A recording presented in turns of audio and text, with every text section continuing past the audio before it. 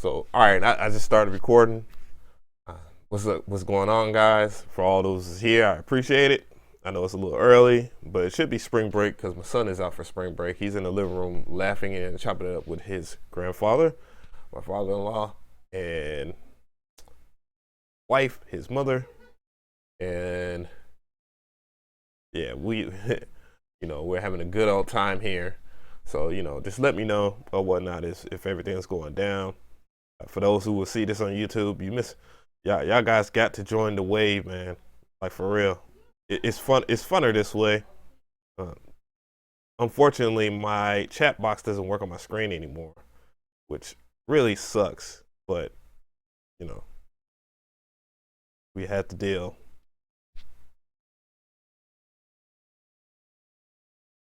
We're just getting in there, load it up. So we have the beat reviews are going down, and we have, I'm not sure of how to say his name, but he says he got some vocals laid on the track. I think it's Chef Krillin, or Krillin, and this is the track that he sent me. And let's see what's going on.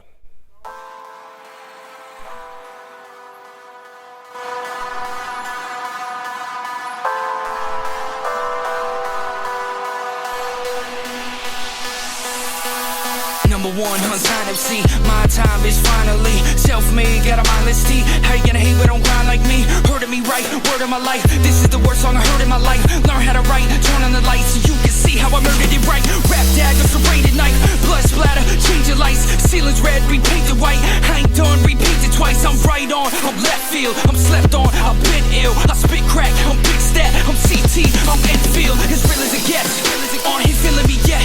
Check my Instagram and you can see I'm chillin' with vets. You pay for features while all these words been still in respect. Ain't feeling me yet, I'm willing to bet you're rapping without a deal in debt. Fuck you! I hate this song but I'm rapping to it. My cousin said that I had to do it. Put a gun to my head, grabbed the pen and said, motherfucker, don't act, just do it. Damn Mike, you shot my hand, now I can't write. Had a show planned in Japan tonight. Now I'm gonna miss my damn flight cause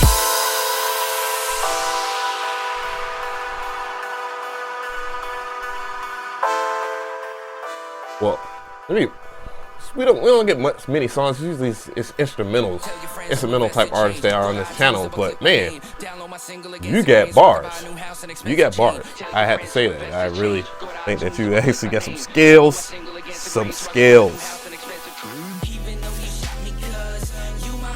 And yeah, what's up, guys? I see we got a few people up here. So.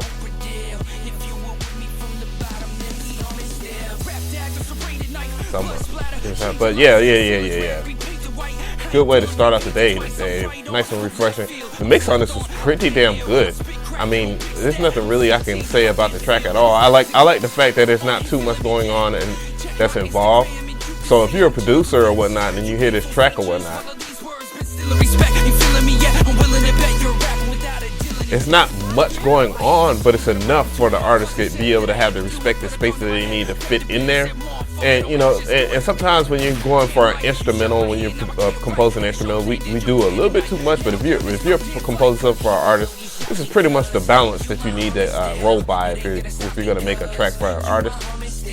And that's why I have respect for those who do just enough on their track, and you don't got to go do too much or whatnot to impress me. But if you do go out your way to do a track, I mean, I'm all for whatever you're gonna do, especially if you have an artist complete a song on it. But yeah, this track is fire. I mean, this much as so everything is pretty good and balanced. I really like the way it's mixed as well. It complements the track. So yeah, I appreciate that. Krillin, I left you some love on SoundCloud, and we're gonna keep it moving. I'm gonna actually pocket that joint for a mix show. I can actually use that. I really like that track, man. I have to make a customized beat, kind of maybe blend or something with that, because I really like the minimalistic take on this. So this is Jared Wallace, and he sent me some love in the track, and I'm going to play his track. Let's see what's poppin'. InToone.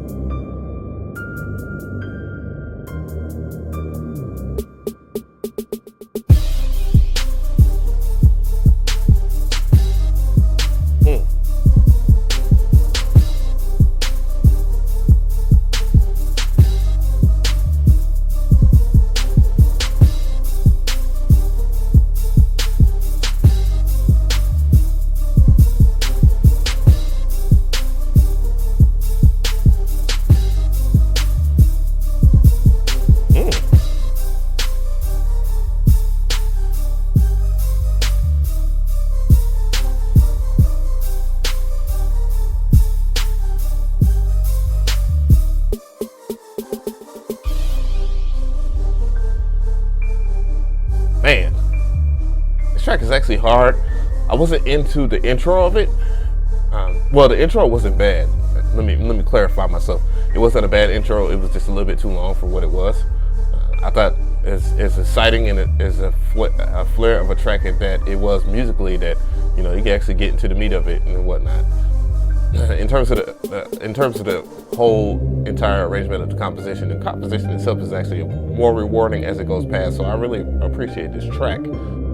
And the problems really don't rely in how it's arranged or how the melodic tones actually fit together, because I think everything fits in unison with each other. Give or take, the package is pretty traditional at this modern day music, but it's pretty good still, nonetheless.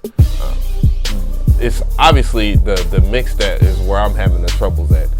And when I listen to it, it seems like if you actually look at the waveform itself, and I'm gonna probably go ahead and change the screen, the cam of this real quick, if I can find my, okay, there we go. Now watch this little freeze.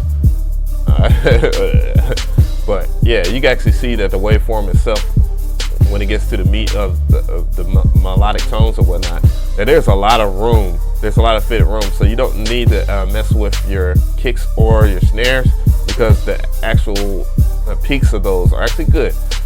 What needs to be adjusted is the dynamics. Well, not the dynamics, but more or less the loudness of the melody itself, because the melody itself needs to be in there a little bit more. And if you seem to have certain frequencies that don't agree with what you're doing, so you had turned it down, you need to just cut certain frequencies out, and probably just stuff that if it has a lot of low end in it, cut out the low end and kind of just use a resonance peak notch in the midsection, so that way that your track actually has more presence in those type of aspects. Because right now I'm not hearing enough highs and mids in this track, and those are things that are starving this beat from being very, very successful, because the track is actually very good. So yeah, InToone, you always bring such great stuff. I know mixing isn't everybody's thing, but your arrangements are always amazing, and some of your programming is mind-blowing. But yeah, good job. Let me put that there. But anyways, yeah. So we got another track coming up, and we actually got some people that have came back. And I'm going to see this time, or what Thomas sent, because Thomas Cordova is actually pretty good. And he did he just send me a sample? If you like One Piece, Kelaze Tune Radio, Kelaze Tune Radio. I guess that meant Trap Tendo. Is this a collab? I guess so. Let's see. I've started up. Thomas has been around for a minute. I won't mind dabbling a bit with him. But yeah, we have Young Bud. He has actually returned. I haven't heard from him in forever. Usually see his stuff on Instagram, but I haven't been on Instagram at all. I don't really care for that platform or whatever. Not yet. Probably when I'm really popping. But anyways, we're gonna see. Get back to here. Lee.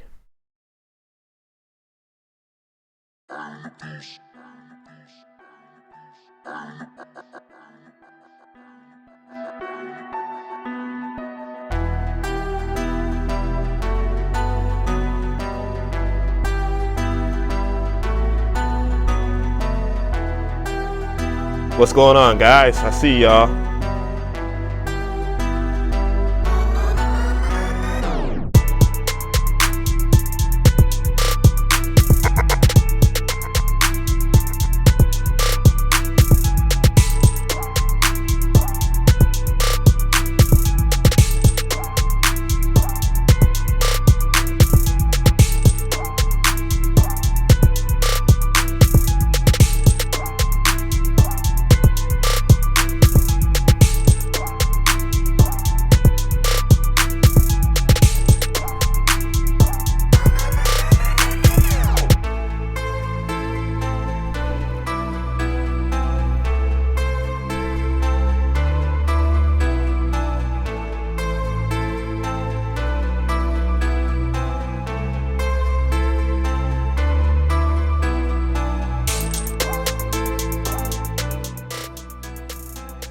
not a bad composition at all. I really do favor the introduction of it. I thought the introduction was pretty fair in the way it came in, and then there's plenty of quirks and stuff like that, enjoyments that I like about it, especially some of the panning that is done on the snares and some of the subtle panning on the hi-hats as well, because you know it actually kind of plays with my mind a little bit.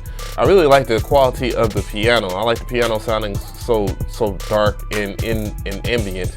So that really works with it. And there's also some weird quirks and sounds that I don't know, some Foley that actually sounds pretty cool. Like the woo, that right there. That's pretty cool. I never really heard that. But the drum line is pretty nasty. I ain't gonna lie right there. That's pretty dumb. That's pretty dumb. And I mean dumb as in a good way. But yeah, there's not really much I can say there other than maybe a little louder, probably. If I can skip back.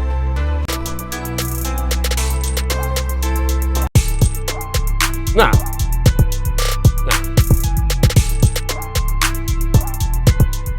The dynamics is pretty fair, so I actually respect that track there. And Young Bud hasn't ever. Hey, what's going on, hip hop hobby club? I appreciate you for powering up with the squad. Yeah, so I think Young Bud is yet to be on a Traptendo tune or Zombie Headquarters radio, so I think I might just go ahead and bless him with that opportunity as well. So we have OG Yizzle. What an interesting name. Says, thank you so much for your last feedback. I'm grinding my ass off every day learning. Here is another. I made a recent just to start taking my production serious 3 months ago. Yeah, that's what's up. I really appreciate somebody can do that. And by the way, yeah, for those who have been asking about the drum kit or whatnot, it is this week it's going to come out. I don't know if it's going to be Tuesday though, since I got the approval for the drum kit at least, because I was just like, dude, why we got to package this whole entire thing up? You know, there's going to be people that just want the drums. They're not going to want to do that. But I guess what we'll do, we'll bundle it up later for those who just want to wait. And then most people are going to probably want the drum kit anyways when they hear the demos.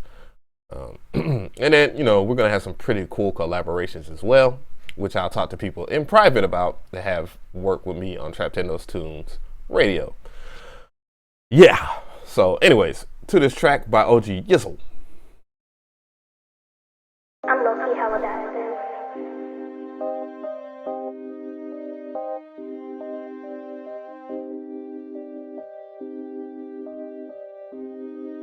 Oh hell no, Trap Daily, what's happening, bruh?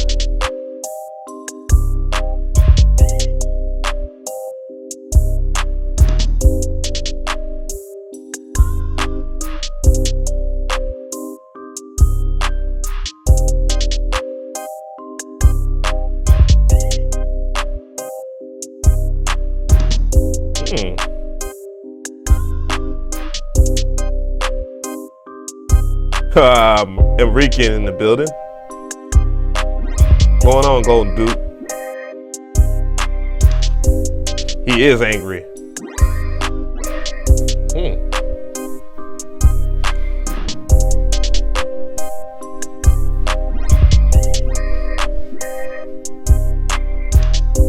Appreciate you for powering up with the squad. Woo.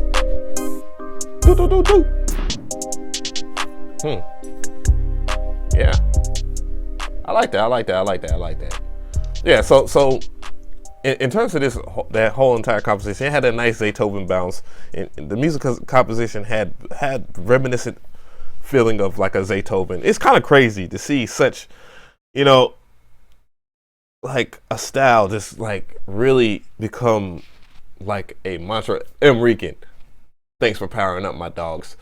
Yeah, and I really like that type of style myself. For those who don't know, if you haven't heard, let me turn on the mic, man. The mic is a little bit too loud. If you haven't heard like Beethoven's early stuff, it did not sound like this at all. I mean, but that doesn't mean that Beethoven wasn't dope then. Before the whole entire Gucci Mane swag. Did I say Gucci Man instead of Gucci Mane? But damn, I wonder if I still have that demo of early Beethoven stuff. Because actually, I used to rap, and I actually got a hold of a Zaytoven beat, was rapping on it. But anyways, let's go back to the show or whatnot. But yeah, that's pretty early stuff there. Yeah. But yeah, I used to rap in Zaytoven. I rapped on a Zaytoven beat. I actually rapped on a Zaytoven beat with had met Kevin Gates at that time. It was way back when. It was like when Squad Up was the thing, you know, with Lil Wayne and whatnot. And that was through a dude named Real. That's how I met Lil Wayne and Squad Up. And this is Jus Productions. He says, "What's good, Av? I've been a big follower of your YouTube channel." Boy, I can't read. Since my bro put me on. I'm not sure when you take submissions, and I'm taking it now. So let's go ahead and hear that track. So I thank you. I appreciate those words. Let's hear what's popping. Uh-oh.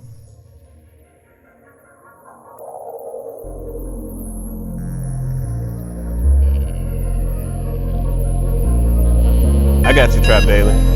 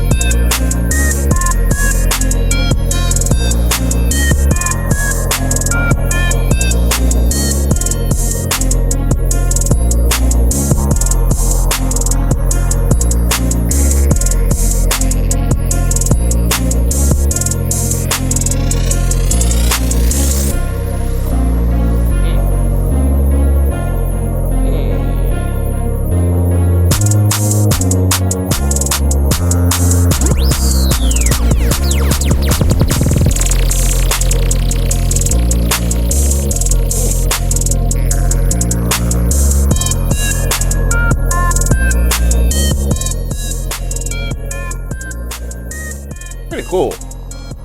This track is much different from a lot of the stuff I usually hear on this channel. And that's pretty cool because I really like the gorgeous synthesis that is going on in this track.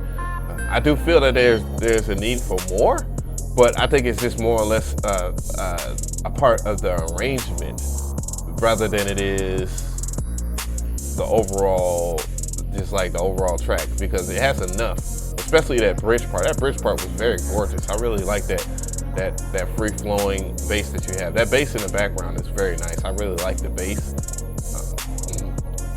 I always like when saw basses are the filters, when they are low pass to just the genuine point of it, to where it feels a little bit more like a sine wave.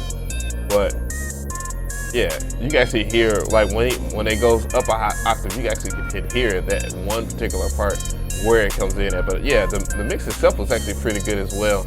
It was actually pretty well balanced for the most part. That part right there. This part right here is swagadocious. Swagadocious. But yeah. Oh man, appreciate you, John McClain HD, for following the squad. Appreciate that. But yeah, this track is pretty dope, man. I ain't gonna lie to you. It's much different from, like I said, it's much different from everything else. So you actually hit a decent home run there. You hit a home run, sir. Yeah, I like that joint. Damn it, I should let that ride into the next one. And so we got Eduardo Sentos.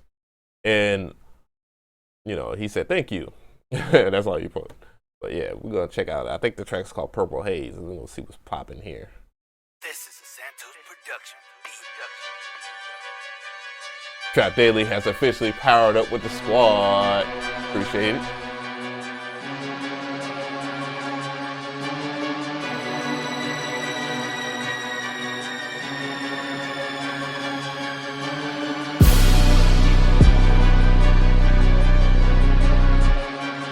Kinda piped up already.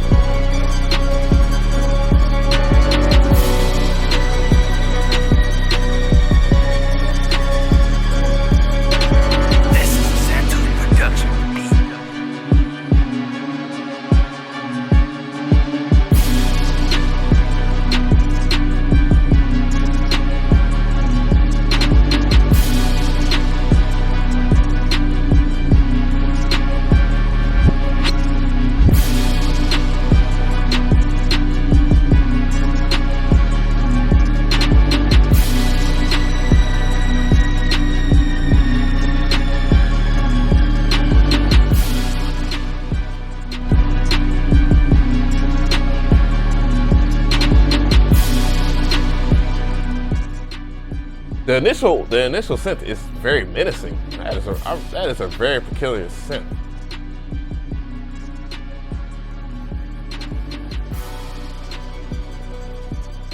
And I'm sitting there trying to figure out how I could make that, but from what I hear it sounds.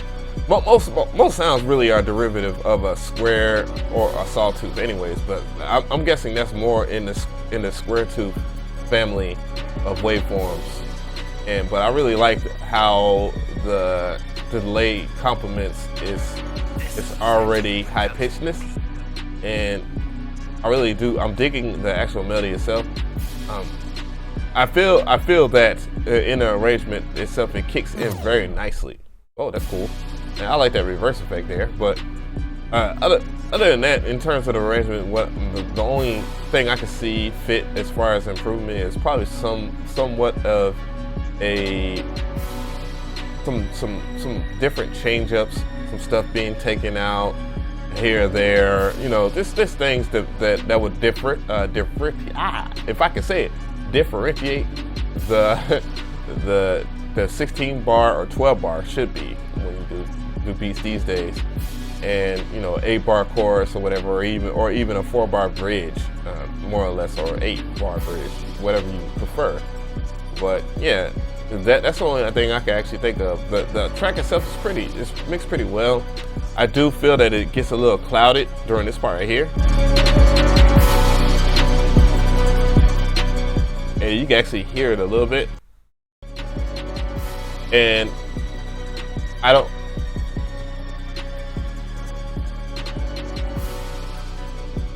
I believe that it sounds very clouded and unclear there because there's a lot of reverb in a lot of the instrumentation. So you might want to take down the reverb a little bit, if not take it out and leave it kind of dry, and just let the delayed saw pluck that you have in there.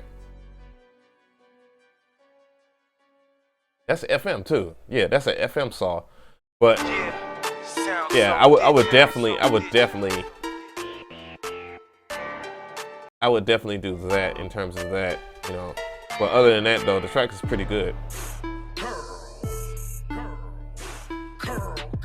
Curl. So we have another track by Sacii Lyfe Productions. Oh yeah, and I saw your comment, Trap Daily, about me sending you some of my old raps. Man, listen.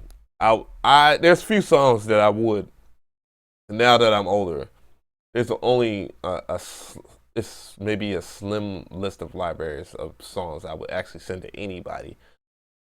And most of the ones that I would pick, I don't think people will get in this generation anyways, because of the way that I rap then is much more than how people how they rap now. But, you know, whatever it is, how you fellas doing? I think all the squad is doing well. Smell.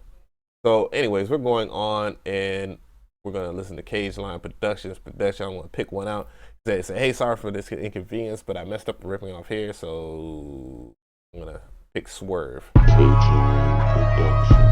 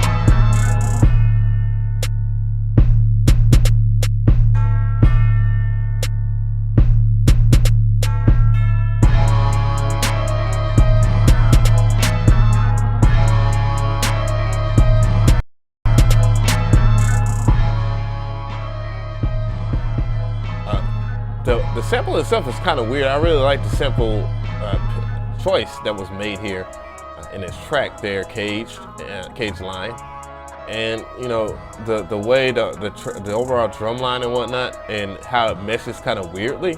it actually it's kind of fulfilling. I think there's some rappers still out here to this date that can actually do something very well with this.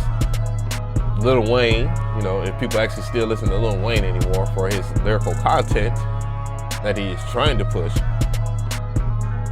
Currency, definitely Currency. What's your boy? Kendrick Lamar. I would say Kendrick Lamar. And yeah, J. Cole, you know, people like that. But yeah, that track is pretty cool though. The obvious issue is just the mix. Seems a little bit cloudy, and then there are certain dynamics that isn't working together for it to get the clarity that the track needs for this track to be stellar. But you know, things that could fix that just from listening to it. Let me listen to it again. Play, motherfucker.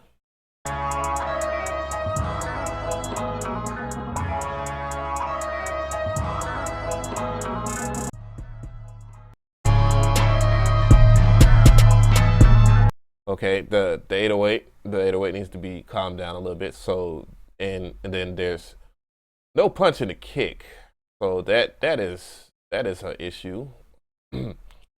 When you do when you push your kick and when you get the punch in your kick, whatnot, which I have tutorials all over my YouTube channel about,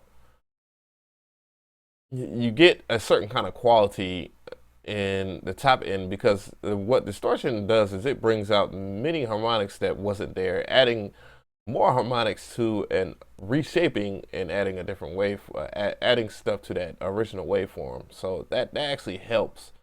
You know, people look at distortion as a bad thing, and you know, distortion can be used in such a musical way to enhance your music and to blend other parts of your track together, so you're able to get room. You know, you just don't have to overdo it. And then the snare wasn't cooked all the way either. You know, you could have EQ'd the snare, and you know, maybe add a little bit more top end to it, and that snare would, you know, rattle a little bit more into that track, and then that would induce a better feeling for that beat overall. But anyways, I'm not playing the beat anymore, but I do appreciate this the sin there. So yeah. So Swerve beat was Ham. Make sure that he actually knows, and I don't know how much he watches. Perel Clark, and let's hear what he got. He was popping with him.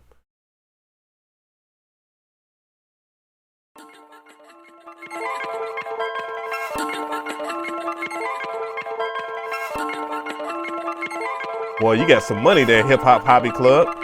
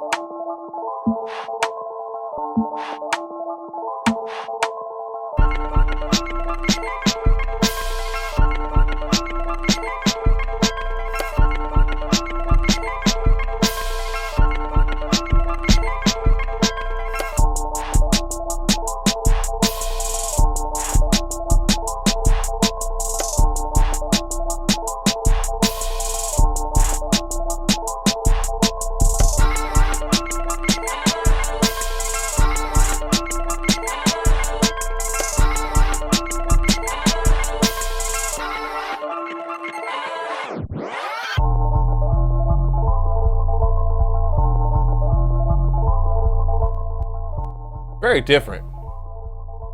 I'm kind of impartial about the main melody, and that not mean that I don't like it. I just think there's something that could be done with that Like, you could have took it a little bit further, and it would have been ridiculous. You know, we have too many things like effectrics and stuff like that of that manner. If you didn't already use it, that can take certain things to another level that you never could imagine. You know, God bless Sugar Bites for those for their awesome plugins that they came out with, because they're reimagining, reshaping music. And yeah, boy, I'm trying to be a part of that. I'm telling you, definitely want to help reshape music into things that are unimaginable. And this is what this track kind of makes me feel like. I feel like this track is a little bit ahead of its time. It's very simple. I mean, there's not much to talk about, but there's things that are quite enjoyable. I think the drum switch ups are pretty good, and the beat was pretty clean as well, if I'm not mistaken.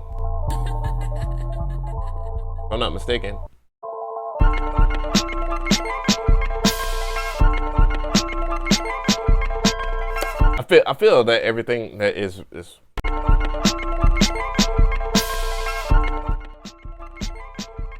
respectively mixed, as you can hear the elements, you can hear the clarity. You know, it's not clouded or anything like that. So there's no bothers there. You know, even the main melody itself, the lead melody, isn't intrusively annoying in the mid high end. So, you know, those things like that, those type of gambles were made pretty calculated. So, you know, I actually can't help but to respect that, you know. And I think this track is ahead of its time. I think it's one of those tracks that, you know, you take a risk, and then years down the line somebody might kind of hit on that, and then, or you crack open another lane for music. I see Hip Hop Hobby Club talking about no money, hard work. Hip hop is not paying my bills. Yeah, type freestyle kind of beat. Yeah, it's definitely kind of like a smoker's type beat. Only if I smoke. Shoot, if you got a TR-808, TR-909, dude, you have some type of money. I can tell you that. You don't need money from hip hop. Because damn, you're talking about thousands of dollars for just the TR-808 to this very date. Because the rarity and the purity of the drums in it, and certain features that just other drum kits don't get right, even if they record it from the TR-808 itself. The purity of that drum machine. But anyways, we're gonna go on to the next track. I appreciate you for submitting. Showed you some love on that SoundCloud page. And we got Sire Chase Beats. Yeah, so I think Sire Chase Beats has been a part of the squad for a minute. He actually got into a mix show, I believe. And he said dedicated sample of an old school track. Let me know. After exporting it, there's a few flaws I'm listening to a few times.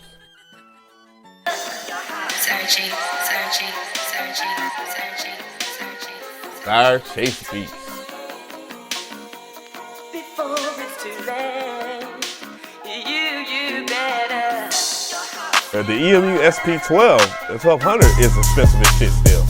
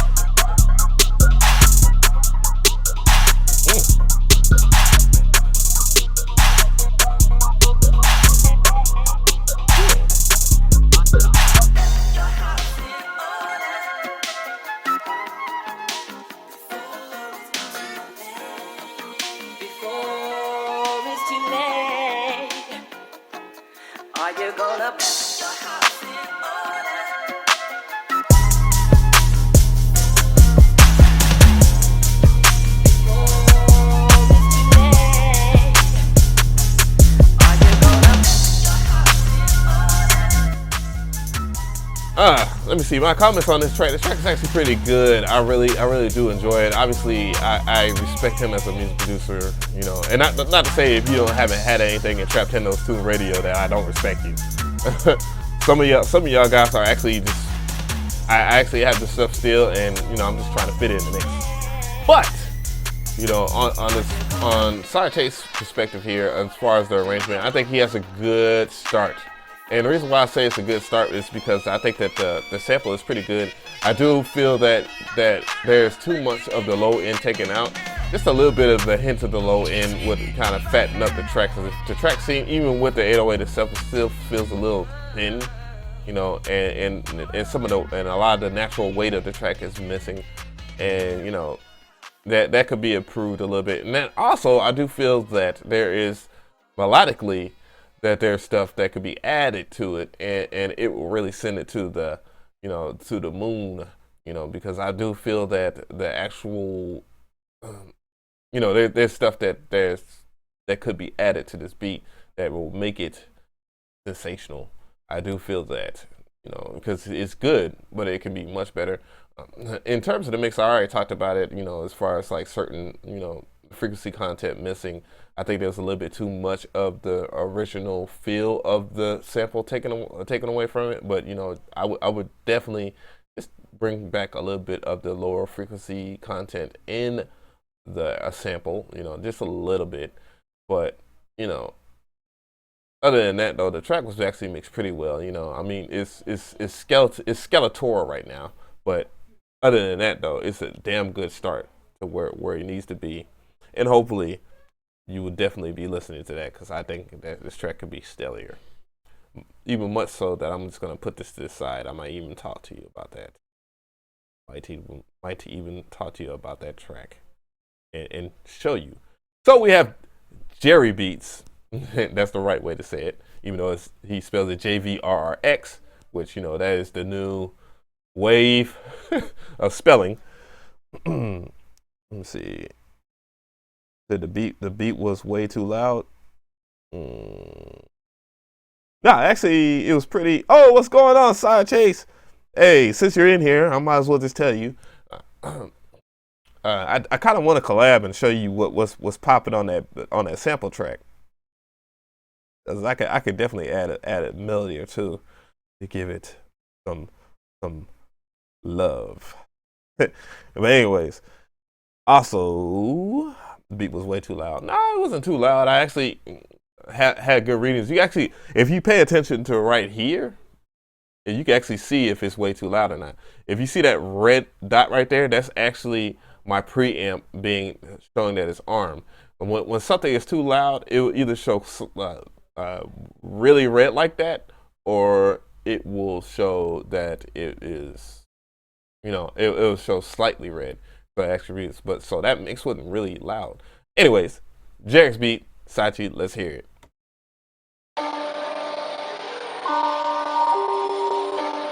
What's going on, D Slim? Jerry Beats.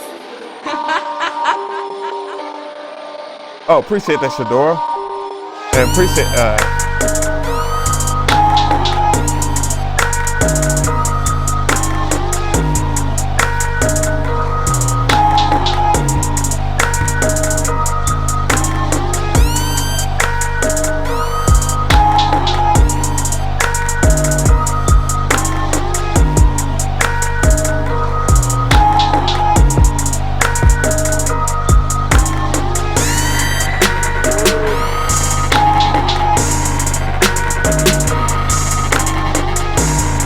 appreciate you, Dead of War.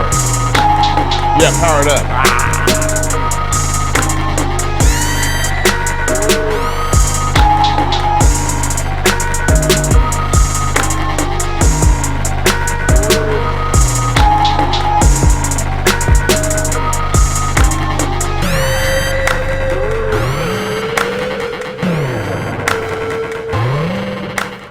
Boy, that's Sacii. I mean, not Sacii.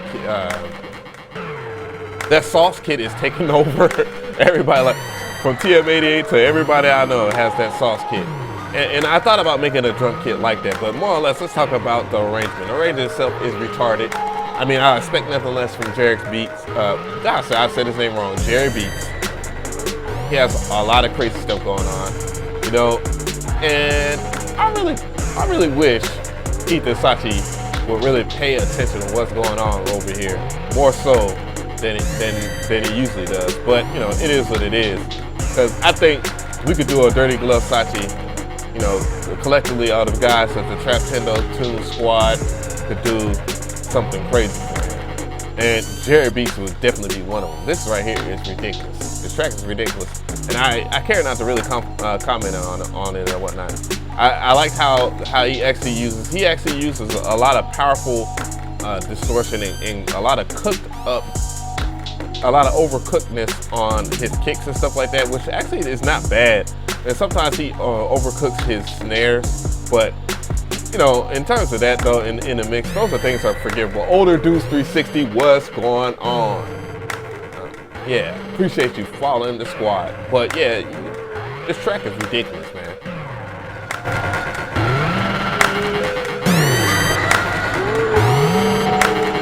And give or take, I am not a fan of the Kill Bill horn, but you know, that's just my opinion about that. Even though I do think the sound itself is piped up, but I think a lot of people have access to it, and you know, it is what it is. But that's just me being picky. Other than that, Sire Beats always brings the thunder. Not that bearded gamer. What's good? Where all these guys was at when I was streaming Killer Instinct the other day? I was getting my ass tore up, man. Y'all see, it was very entertaining. I think it's still in the archives. I'm gonna put that. That's definitely gonna be in the mix show submission. That is ridiculous. So we have John Yee, and his name is Johnny Guapo, and this is his track. I'm low-key hella down.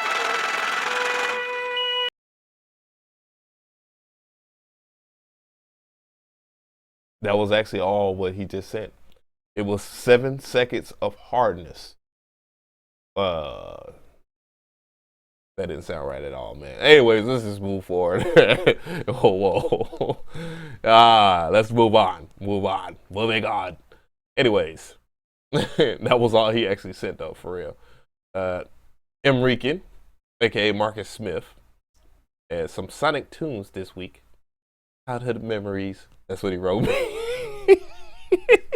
But anyways, what's going on, Emrican? Let's hear what's going on. Oh, please don't take my sample. Cause I was sampling Sonic the other day.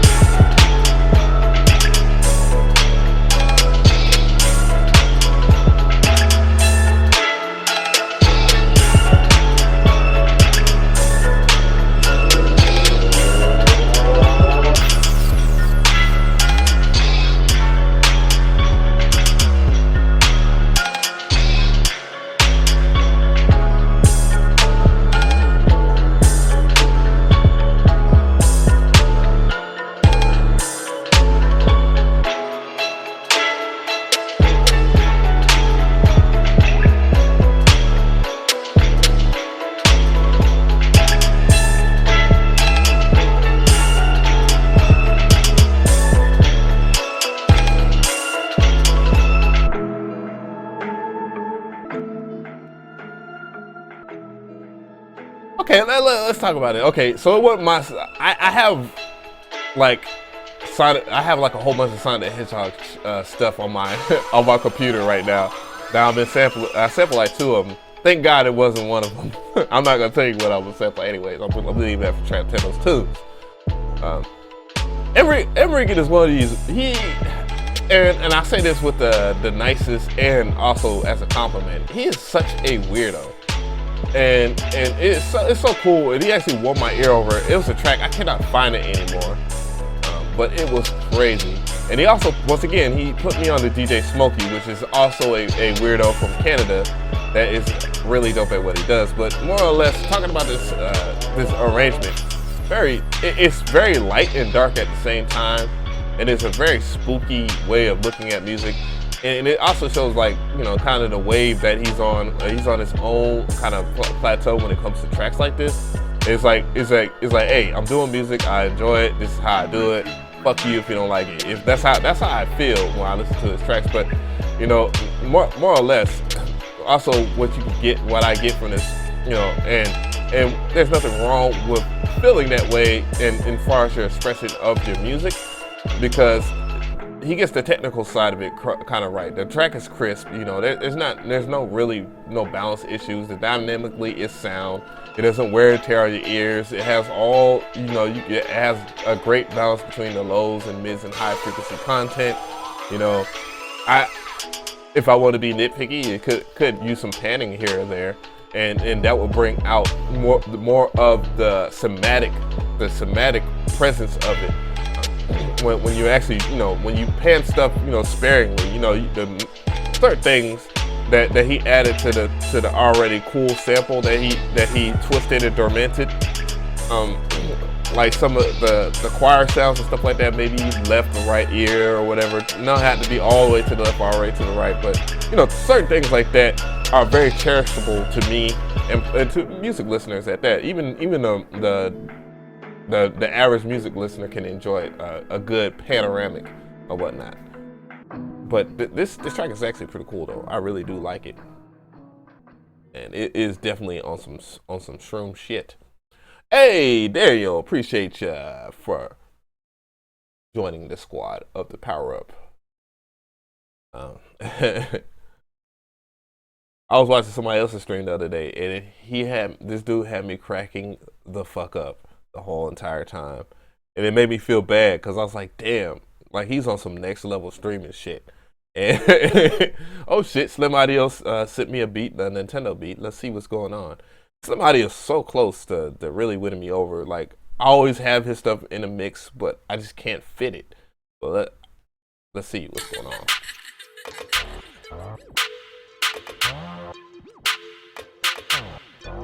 Shout out to Waffle House. Waffle House is gravy.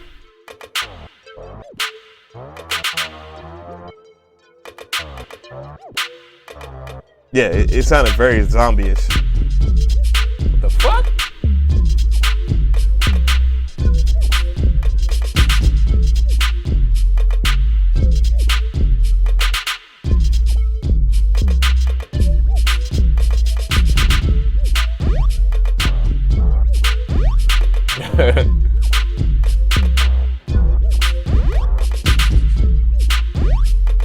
You know what Slim Audio's problem is when he makes his tracks? His mix. That's it. Like his weird ass.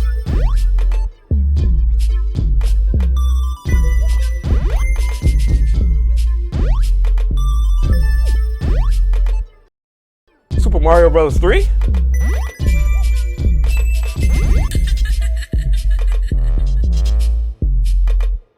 The only thing that's wrong with Slim Audio, the way Slim Audio approaches his tracks is his mix.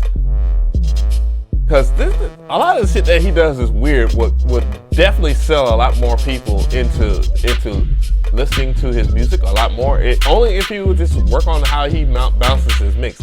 I don't know how he mixes his stuff. You know, I mean, you don't need all the stuff that I got or a big ass studio or whatever. You can actually have a good pair of headphones and go in on your mix. You know. Sometimes in the bare minimal variables of a studio, you actually get some of the best mixes. I'm testament to that, as I don't have all the great things that, you know, people have in studios, but I do know how to utilize what I have. And this beat is weird as fuck, but I actually like it. Some of the instances, it's great Easter eggs in there when it comes to like the Nintendo sound and stuff like that.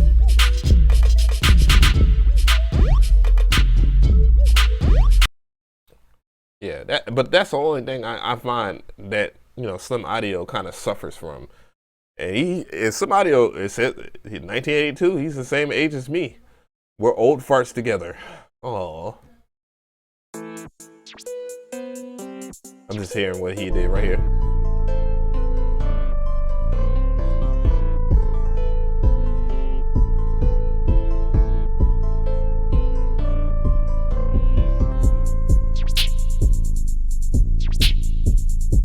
Yeah.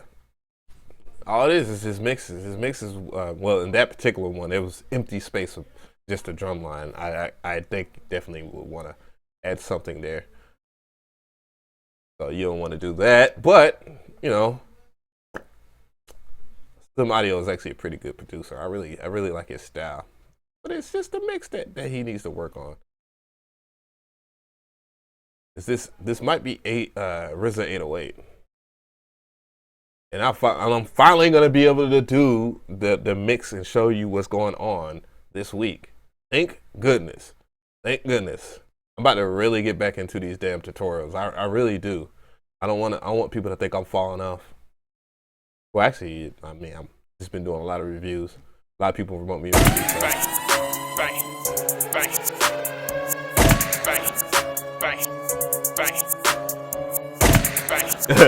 Magic City.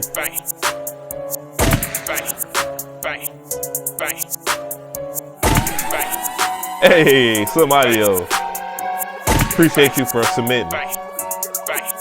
It's kind of lit. Hey.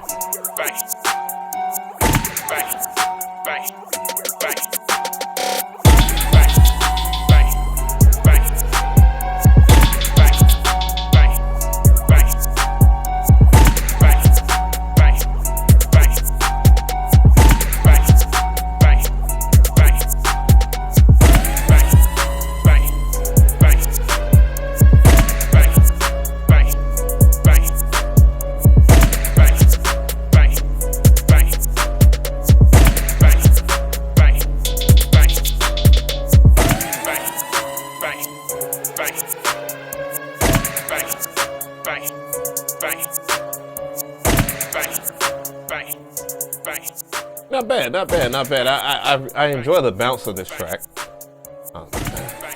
That banging, the vox is pretty cool. I actually like that vox. It's a very, very favorable vox that you use there. I do. It feels like on the pianos, it feels like there could be a little bit more mid in that part because it feels a little empty in the mid section. Man, I listen to music too much to be knowing all this shit. But the mid frequencies and whatnot.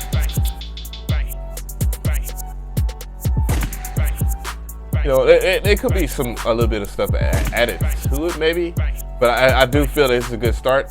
And also at the same time, you know, depending on what your aim is, you could be aiming for an artist. So, you know, sometimes it doesn't pay to go all the balls deep, but up with me in this language. But yeah, pretty good though. Actually pretty good. The mix was okay. You know, it wasn't too bad. You know, once again, frequency, mid frequency content, and you know, yeah. But other than that, it was pretty fair. It was pretty polished. So appreciate that. Rizza 808. And by the way, he named, if I'm not mistaken, Rizza, which is actually a genius of a producer, one of my personal favorites of many. And 808 Mafia, I believe, is why he named himself that. That's pretty cool. Hey, so we have Endell Hordford. He sent me a track, whoa, aka Freeze.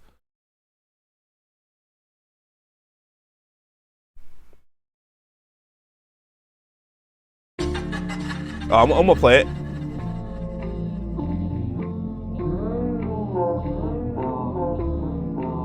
Oh shit, that is a cool ass picture of TM.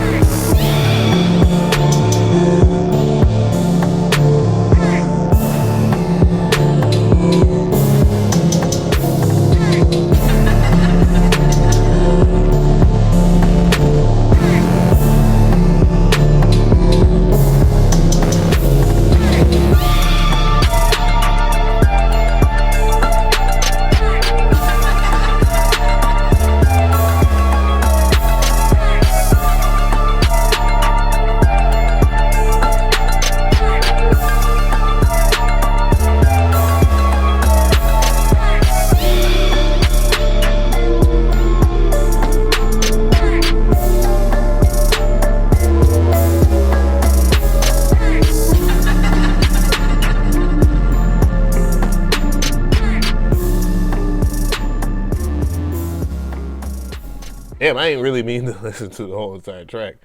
But that's another track by him.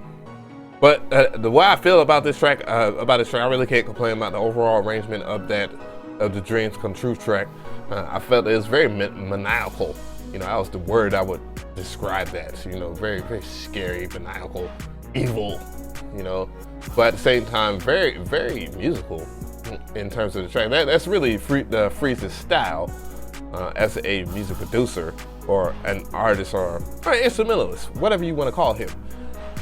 The only thing, once again, you know, one of the things that he also has he suffocated the track with a lot of reverb, and all you have to do is just use your reverb sparingly. I should actually do a tutorial about reverb and you know, it's good things and it's bad things, what it can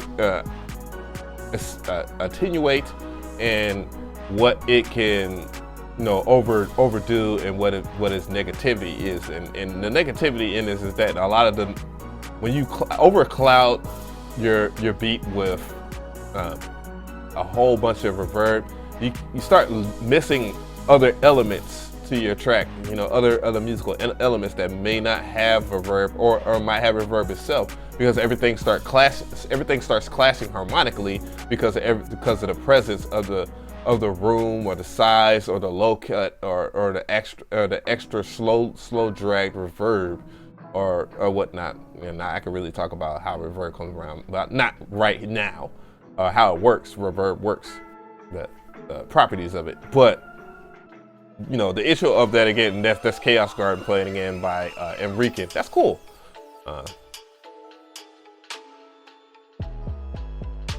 But anyways, back to what I'm talking about. You lose a lot in reverb if you overdo your reverb, you know. And that's the thing. Learning how to control reverb is a beautiful thing. And there's certain reasons why I use reverb the way I do in tracks, to where you can actually hear everything and get a good gist of what I'm doing and what everything kind of engages itself in. Because a lot of people ask me why does everything sound so big and sound so level? And you know, I can get into that in a tutorial video. But anyways, yeah, appreciate that, Freeze. You did your thing. And we're gonna rock out the Chaos Garden again. I actually like that fucking track. This fucking track is pretty fucking cool. Fizzy Beats. Sent me a track. I like to hear some Fuchsia. I haven't heard from him in a while. Fuchsia. And what's good, J-Dog? I see you in the building. What's happening? My pleasure, Delusional Plays.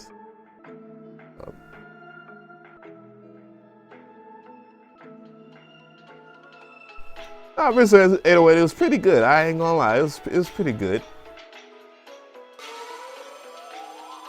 Woof woof. All right, Fizzy Beats. Let's get into it. He said, hello there, it's been a while since I sent a beat. Please tell me what you think.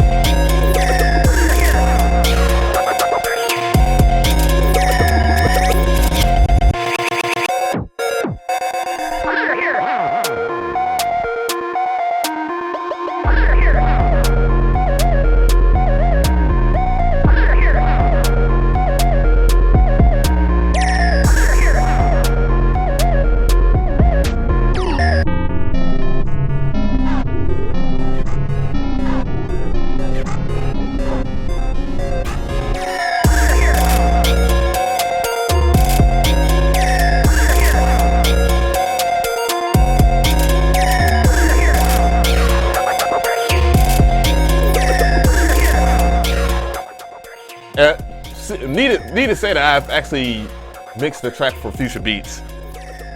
Just like much like Freeze, he does a lot of reverbing and stuff like that that kind of clashes with his overall melody. But in terms of the arrangement, it's just crazy. It's crazy, 8-bit nuts, crazy shit. It's really crazy. There's much I can say. That's one thing that I can say about Future Beats. Future Beats really brings it, and I don't know why. I actually like his name. I actually like the quirky names. Somebody could actually say something weird. Oh, well, what's an avemcree? But I actually had people say that before.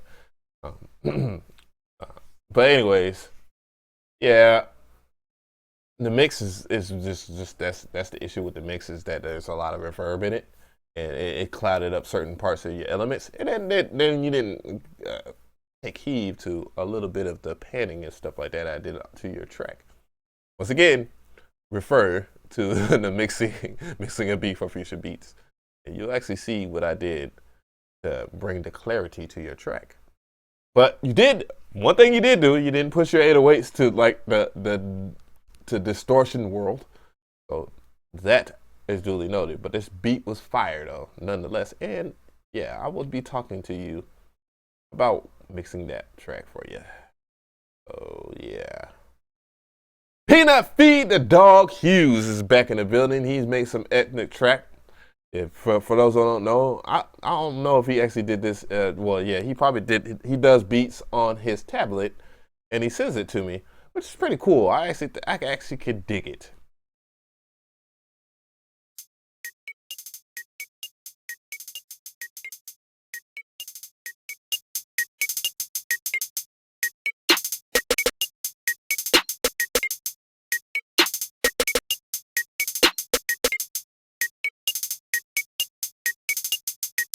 I know the tablet got some pretty good choice of snares. Pretty cool.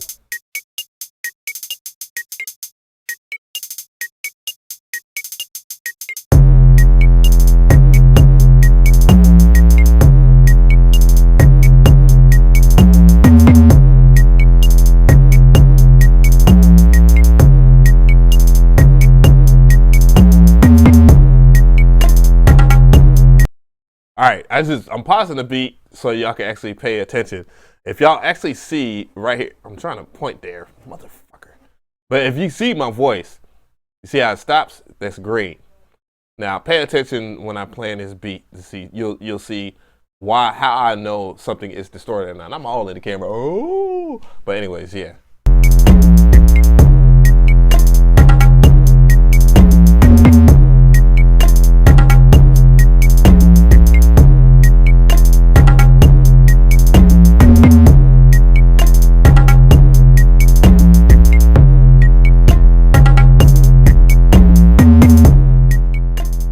I mean, you know, that's one thing right there, that, you know, that everything is a little bit too loud. That's one thing I know. I shouldn't use the word distorted, because distorted is always used out of context. Because the way distortion works, and it has worked over the past years, ever since its discovery within, you know, within transistors and all that messing up and all that, and then us people recreating that to use it to kind of blend certain elements of tracks together. You know, that distortion has made its gratification and use in music. So, but yeah, he did this track on his tablet, so it's forgivable that this track is very simple. And on top of that, if Peanut Feed, with a name like Peanut Feed the Dog, he gonna fuck around and end up being hella famous anyways. Tablet producers, yeah. And, you know, so I do respect that, because, you know, he's grinding it out. You know, you don't always become the best, to be the best. Now, I think I'm gonna make a series about like playing like my old beats, so we can actually laugh together, because I think you guys would enjoy laughing at my beats when I first started. And I have beats that date back from when I was like 14 or 15 years old, when there was no FL Studio, none of that stuff. It was nothing but beat machines, and boy, was it trash. My beats were trash. But yeah, you know, the approach or whatnot, I get what his approach is in terms of like how he's arriving at it, but it's very skeleton in terms of that. Obviously it was too loud, because, you know, you can actually see the peaks at red. It was just red. But, you know, other than that though, It's pretty good. Laugh out apps. But yeah, SoundCloud search 891. Yeah. But yeah, I actually, hey, July, what's going on? I saw your submission. We're getting there. But anyways, damn, been streaming an hour. Fuck. Holy crap. Man, I appreciate everybody that's been hanging in there. Because everybody mean up. But Peanut Feed the Dog, that is a fucking awesome name. How can you not like somebody that's named like that? And then he has like some sunglasses, and I think it says MLG. Maybe MLG. So he must be in the game and really hard. Yeah. Fizzy Beats. He's back and he has a track. How you like that? Let's play it.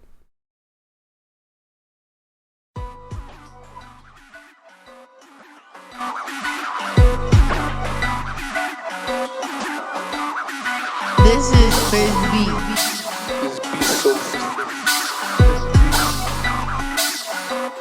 This is a thing.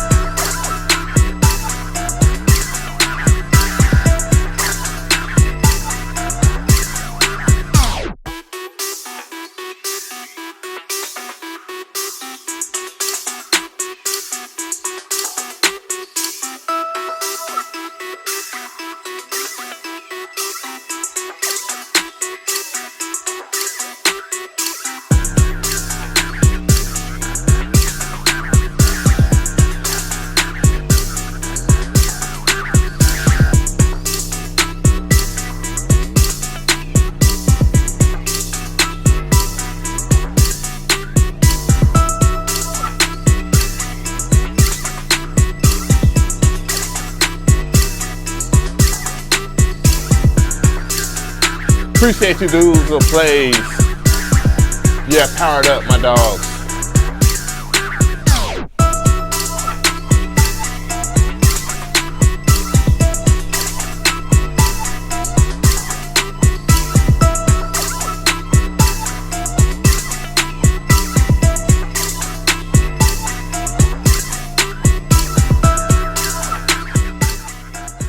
One thing I really like about Fizzy Beats, and we're gonna talk about his mix first because his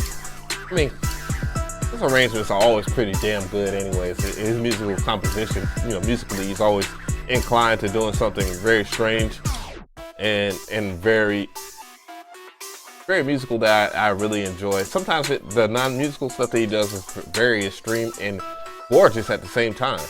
And I always want to have something like a positive or a negative to your track as well, because you want to give people something to talk about. But anyways, his mixes, whatnot, I like the quality of his mixes. Would I do it this way? No, I probably would not.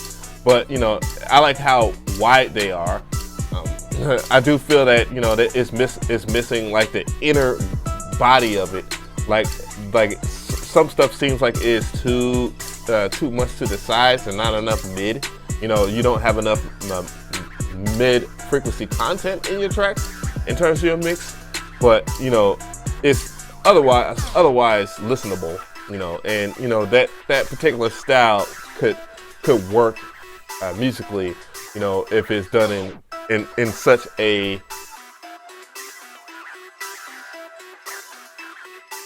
in such a manner of the where it is saturated enough for people to actually listen to.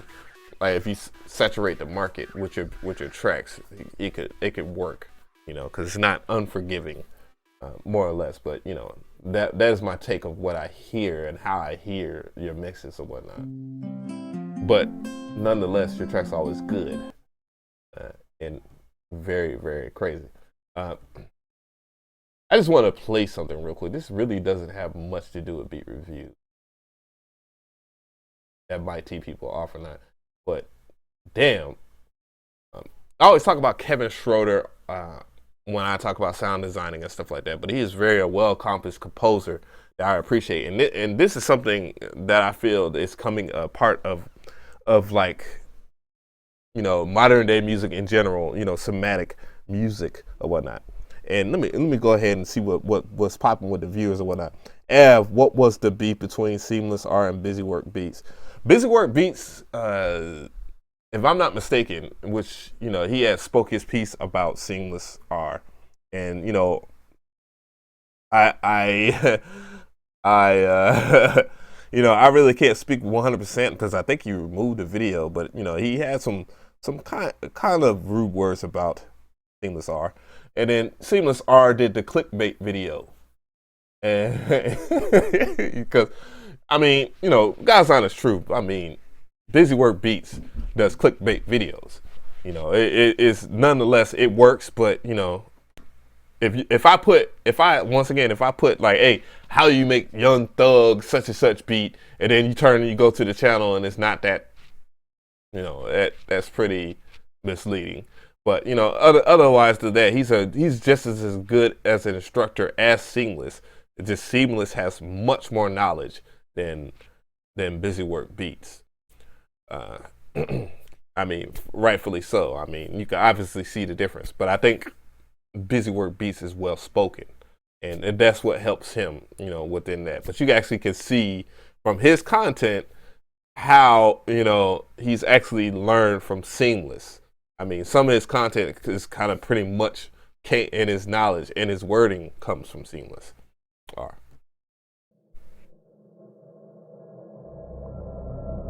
But this is Kevin Schroeder's work right here.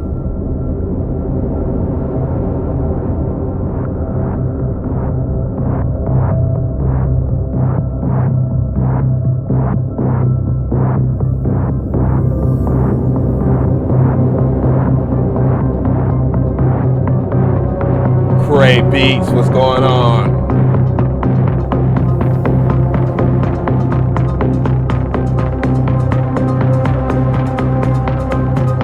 Nah, I haven't reviewed your beat yet, J-Dog.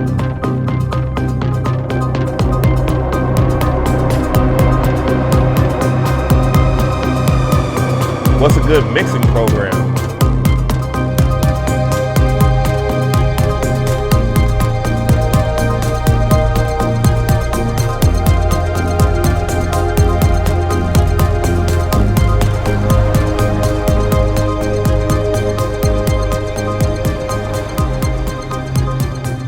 Fucking Kevin Schroeder knows what the fuck he's doing when it comes to his progression in the sound. That is nonetheless, I mean, not everybody's gonna be on his level yet. You know, I'm definitely not on his level in terms of that, because Kevin Schroeder has composed for many films that we all love, you know, and, you know, he's worked with Hans Zimmer and stuff like that. But anyways, July, Herbeat, called Fuck Your Feelings. And it says produced by her, so it's a collaboration between Buckham and Buckham.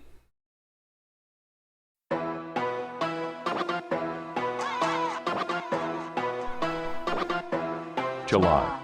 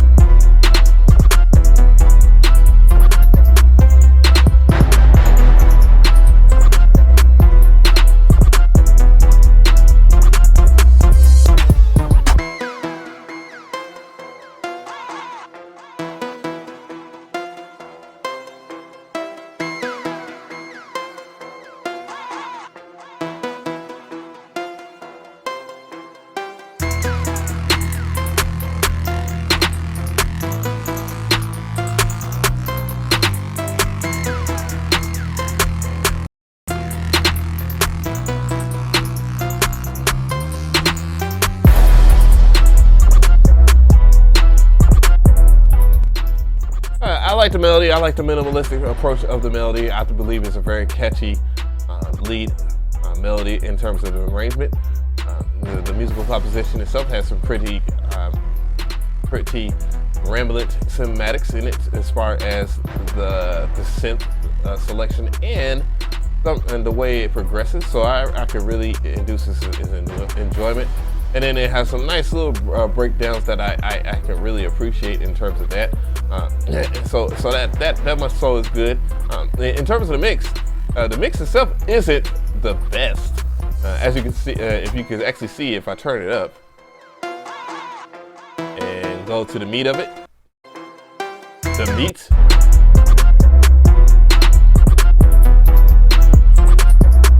Like when you see that fluttering in terms of my meter over there, in terms of my VU, that fluttering means that there are some overlapping signals. So what is overlapping, and from my guess of it, is the lower frequency content. There's something in the 808. The 808 is a little bit too loud, but other than that though, the track itself is pretty good. And I wonder if that was a collaboration between you and Mr. Buckham, which would be funny as hell. But otherwise, that track is actually good, like I said. Because I actually know Mr. Buckham. But I think that's a different Buckham. Buckham. J-Dog Productions. Yeah, but I like that July. I really do. J-Dog Productions. Let's see what's popping here.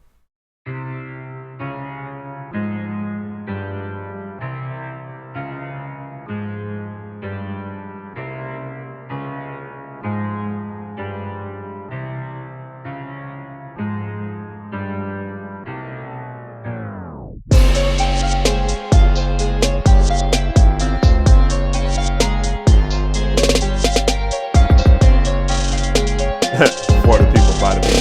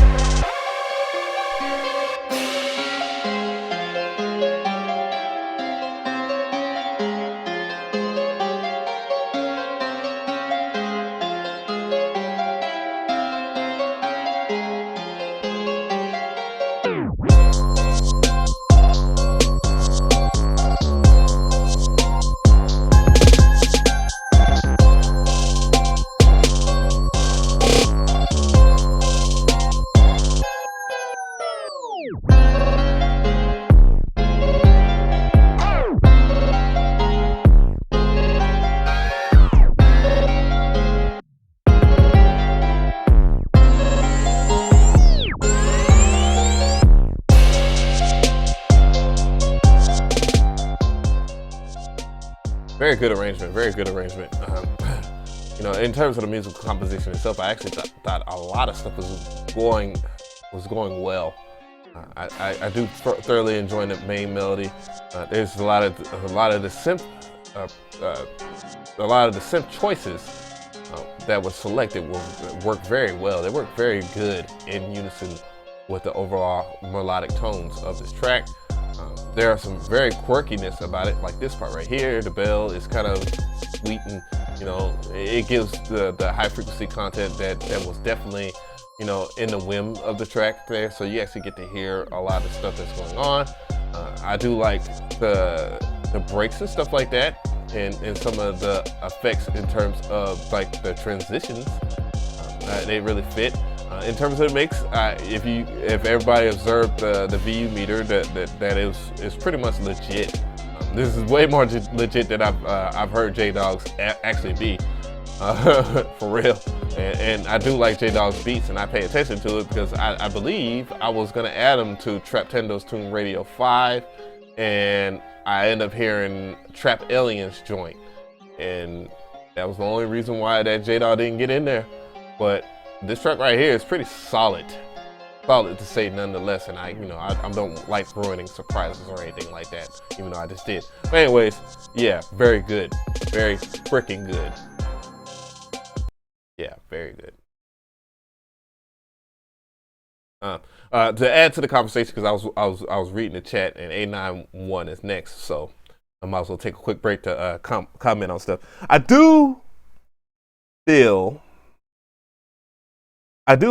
once again with Busy Work Beats, I do think that he's a great instructor. I don't necessarily have anything against it. How he approaches it, regardless of him having clickbait titles, because hey, it's not his fault that he gets views. You know what I'm saying? And then I'm not gonna comment on his tracks either, because his tracks aren't bad either. I feel that once again, when you're an instructor and as much as hard as he grinds, it's kind of hard to pull out like a gorgeous composition in terms of the way he makes his tracks, and record and all that. I just know that because if I was to do instructor videos on a daily like he does or whatever, it'd be quite difficult to come with a effective lesson. But that's me. I go for the quality of a lesson versus just like, hey, I'm getting this out here, let me go ahead and get these views or whatever like that. But that's not how I think he thinks. You know what I'm saying? And on top of that, it's his channel. He runs it the hell the way he wants to run it. You know what I'm saying? I do feel that, for me, I just congratulate him on that. You know what I'm saying? So that's much I can say, because I don't want to appear as a hater to him at all. I just think people enjoy what he gives to the community, and he provides for the community in his own sense. Yeah, I'm for the people, but I also run a business as well. I mean, I give away free content and stuff like that, because there's things that are free, that are meant to be free, that are very good. And stuff like the Purple Rain and stuff like that. I do that to engage business, you know what I'm saying? But I also don't charge retarded prices for stuff that I do. I'm being politically correct. Yeah, I'm just being respectful, you know what I'm saying? Because if somebody came and hate me personally, all right, and I promise I'm gonna play a beat. I just wanted to reflect. Me personally, I don't care to knock somebody else's hustle, because if I'm knocking their hustle, you know what I'm saying, especially with the platform that I provide, I don't want to tear down. I don't want nobody to tear down my business. You know what I'm saying? With harmful words or anything like that.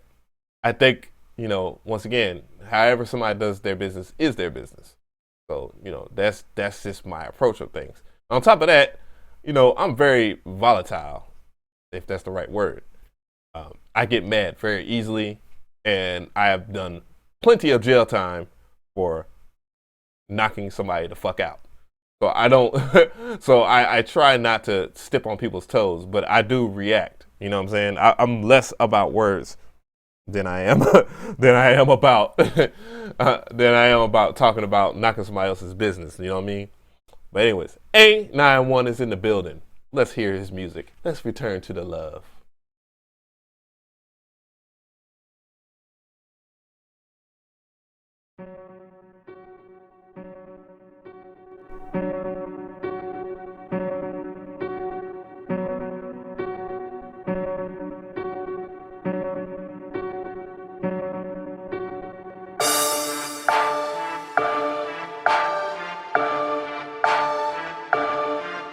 Oh shit.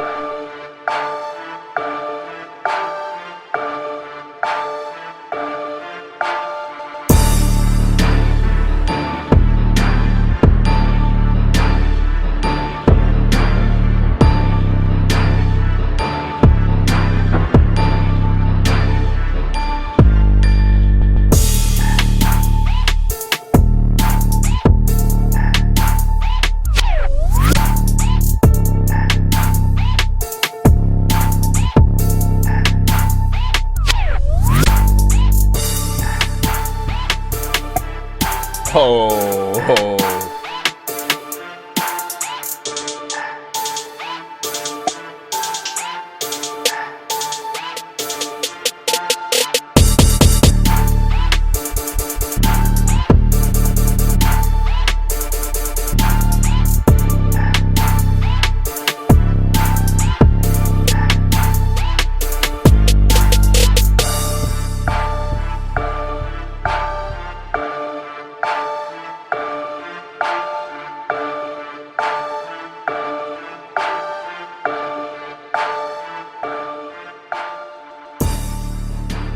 Yeah, this shit was mean. This track is very mean. Very tough track. Very tough. Damn.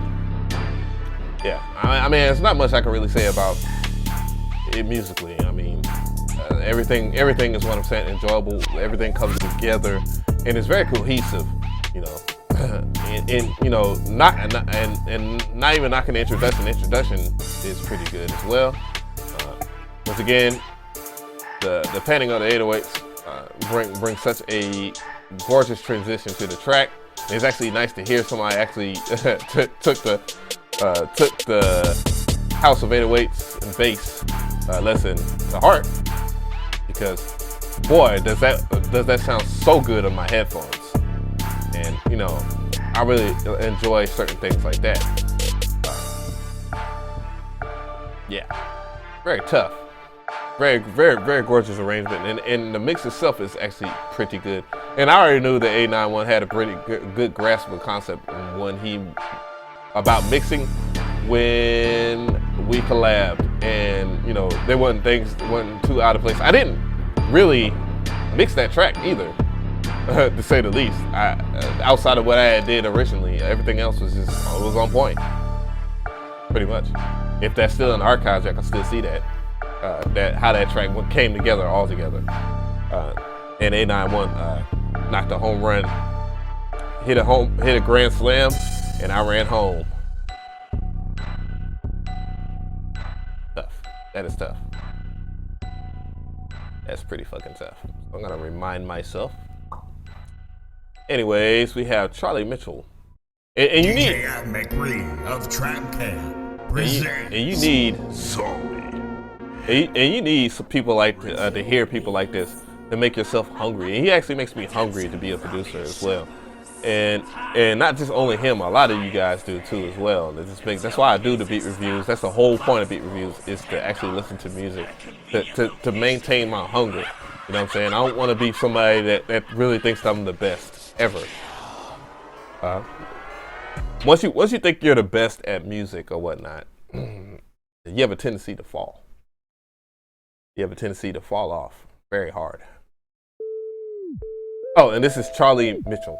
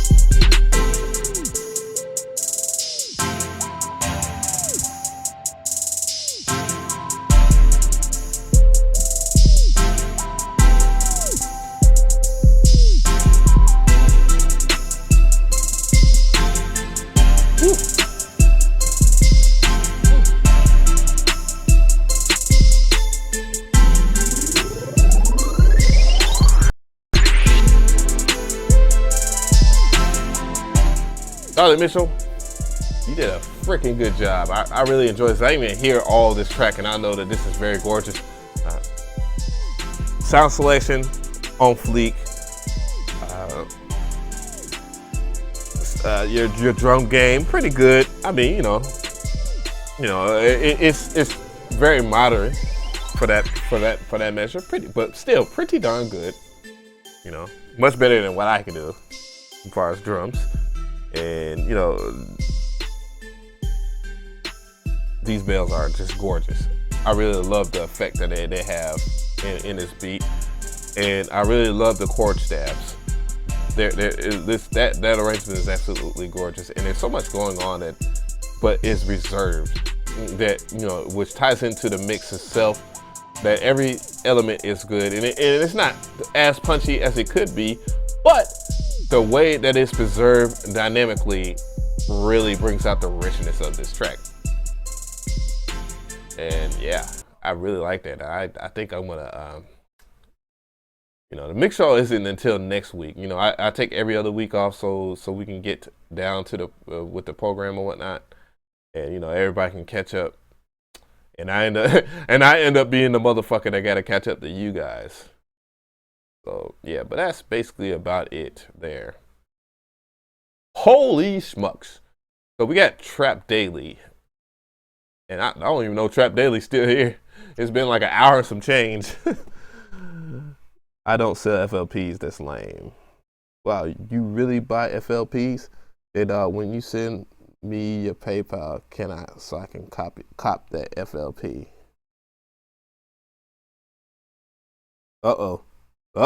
It's going down. It's down. It's going. See, I hate this. That I cannot have the damn chat box on my damn screen, but it's going down.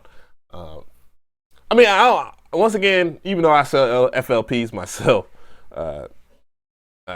more or less, I don't think it's wrong to actually, especially if you're struggling within a musical genre. And that was going to bring me to a lesson I'm going to talk about one day. It's just a discussion about imitation is just life, and you know we'll get into that. But anyways, Trap Daily.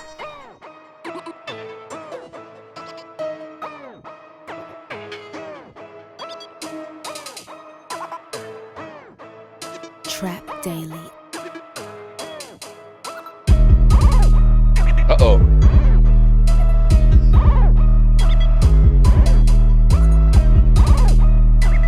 Sounds like Trap Daily been making beats on the low ski.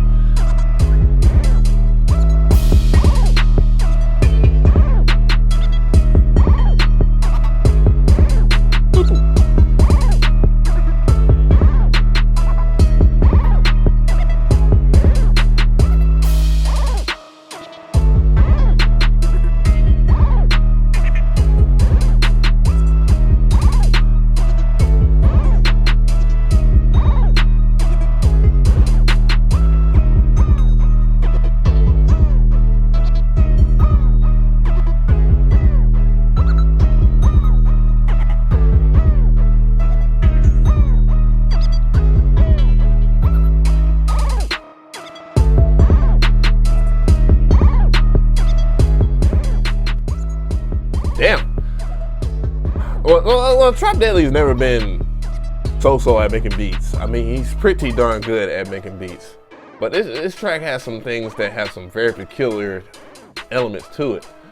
You know, slightly modern in terms of the pivot stop preset in Gross Beat, but some of the melodic tones are so inducively crazy that it is like unexplainable.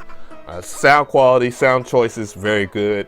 You know, very minimalistic. You know, not too much going on, but at the same time, this is, you know, Trap Daily is around a shit ton of rappers. For those who don't follow Trap Daily, you can go to my YouTube channel, and you know, he's one of my friends. He's one of my friends and affiliates. He's a great guy. He's a great guy. You need more people like this in the community, just like Seamless and Busy Work Beats and many others. There's another dude that I think, Craftsman Production, I believe. Craftsman Production is a pretty darn good instructor as well. There's a lot of great instructors that I haven't mentioned. Wyatt, which does the Produce Like a Pro. He's more or less of a rock and roll type cat. You know, you definitely need those type of look at videos like that of like how analog gear works and stuff like that, because those guys they have a particularly different type of ear, but can bring something that you may have not known existed into your tracks as well. When you look at those type of videos and stuff like that, he has some cool ass videos, very quality. But yeah.